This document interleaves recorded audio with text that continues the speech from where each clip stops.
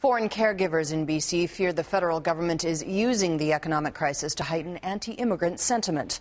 A rally has been held at the Art Gallery in Vancouver today by Filipino-born caregivers who claim to make up more than 96% of those who enter Canada through the Live-in Care program. They're urging Ottawa to loosen restrictions on foreign workers who perform necessary jobs. It won't last.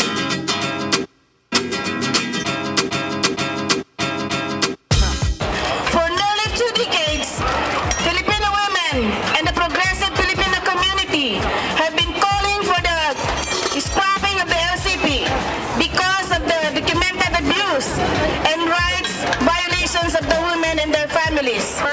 And Canada's a nation that's always been built on the backs of immigrants.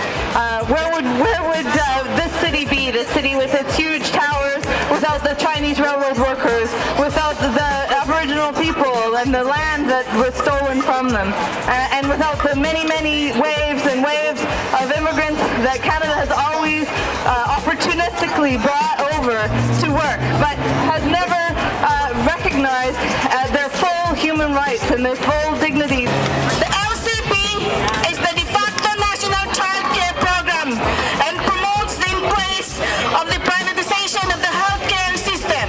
Waiting lists. Parents can't get child care. Grandparents who've retired can't enjoy their retirement because they're looking after their grandchildren. There isn't enough child care. The persevere when disaster strikes, shining light when we're smashing mics, and stay focused on the afterlife. Cause if it won't last, it's not worth the price. It's all live to the live stage, I resurrect for recreation, recreate, restructure, set the record straight for restoration. Constant temptation, I'm set apart and separated. Every step we take elevates us towards a final destination. Determined and certain the words in the sermon are serving a purpose. Lifting the burdens if you're searching, I'm sure it's worth it to seek the searching. Defeat the serpents and circumstances that lurk below the surface, waiting for a chance to murk us. Infectious infections, this song is a lethal weapon that can need to destroy you or bring protection. Who's the enemy? Who's injecting our seeds with greedy gods and feeding minds sugar-coated poison? Disguised as vitamins, vital signs of the times are evident. Most are hesitant to realize the seven-headed dragon spitting fire, speaking lies. But I'm a rise, receive the spiritual prize, and not waste my life chasing temporary highs. The National Alliance of Filipino Women in Canada was proud to stand side by side with SIKLAB Canada today when we rallied in front of the Vancouver Art Gallery to scrap the Live-in Caregiver program. Later on in the day, with only 3 hours notice, we were invited to a consultation by Minister Kenney, who's the Minister of Citizenship and Immigration, and he had people around the table, mainly immigration consultants, some people from the Philippine media, ourselves there as SIKLAB Canada and the National Alliance of Filipino Women in Canada, and the Domestic Workers Association, as well as Multicultural Helping House. I shared about my experience in coming here in Canada. By year 2002, I came here. Up to now, I'm still doing the live-in caregiver under the Open Employment Authority. So I told the immigration officer that it's been 7 years since I came here, and it's been already 5 years that I am in my open employment, and it's been a long time that I'm sponsoring my family, and then he's not aware about this.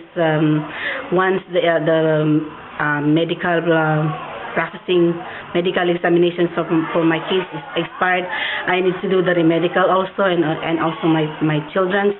And he's so surprised that, oh yeah, and yeah, he doesn't know about it, what's going on, and I don't know.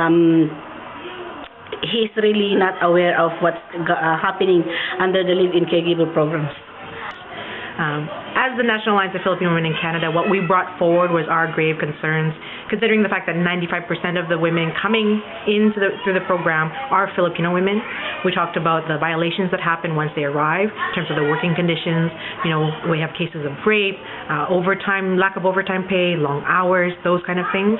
But we also talked about the increased use of enforcement from Citizenship and Immigration Canada through CBSA about things like airport-to-airport deportations, where our women, when they come, the Canada Border Service agencies are calling to see if they have a true employer, and if they don't, they're being shipped back with no opportunity to come into Canada, change employers, which they can do now. Yung mga kapwa natin Pilipino, parang sinasidan pa nila yung Ministry of Immigration, which is talagang hindi maganda. Dahil they don't experience what we experience as a live-in caregivers. So it's very easy for them to say that, you can just jump from one employer to another. Oh, what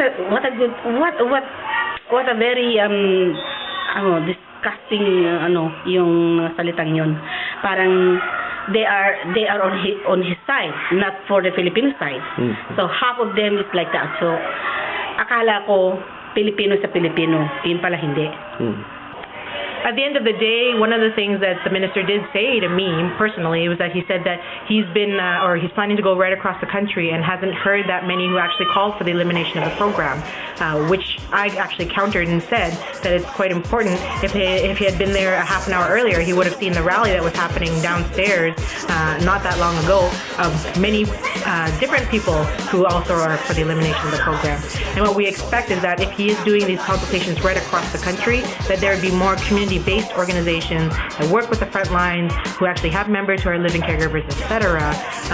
With our sister organizations, for example, in Manitoba, Ontario, and Quebec, and hear that genuine consultation and don't frame it just as what can we fix with the program, but really be open in terms of what are the solutions if we eliminate the program.